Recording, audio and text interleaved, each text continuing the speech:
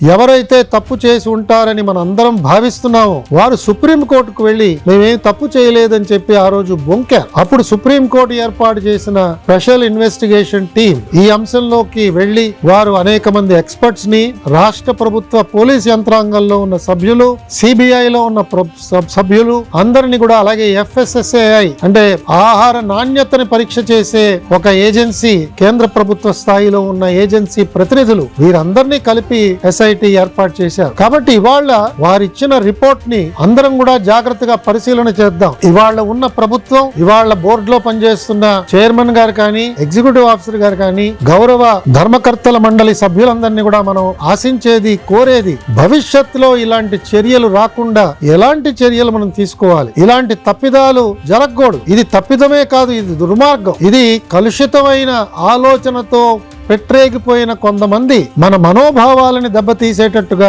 వారు ప్రవర్తించారు. దీని ద్వారా కోట్ల రూపాయలు వారు గుల్లకొట్టారు. స్వామివారిది ఒక్క రూపాయి మన జేబులో పడినా కూడా మన చేతుల్లోంచి 10 రూపాయలు వెనక్కి వెళతాయనే ఒక సత్యం త్వరలోనే నిరూపణ అవుతుందని కూడా నాలాంటి వాళ్ళు భావిస్తున్నారు. ఎవరైతే తిరుమల నుంచి ధనాన్ని సేకరించి దుర్మార్గం ద్వారా ఆదాయాన్ని సంపాదించారో తప్పకుండా ప్రాయశ్చిత్తం వాళ్ళు అనుభవించవలసిందే. ఇప్పటికైనా సమయం మించిపోయింది లేదు. దీన్ని రాజకీయ కోణంలో ఆలోచన చేసి వాదించే కంటే మాకు వెంకటేశ్వర స్వామి మీద నమ్మకం లేదు, మాకు డబ్బు మీద నమ్మకం ఉంది అని వాళ్ళ నమ్మకాలని బయట పెట్టవలసిందిగా నేను అందరి తరఫున నేను వారిని డిమాండ్ చేస్తున్నాను. మీకు వెంకటేశ్వర స్వామి మీద నమ్మకం ఉంటే మౌనం వహించండి.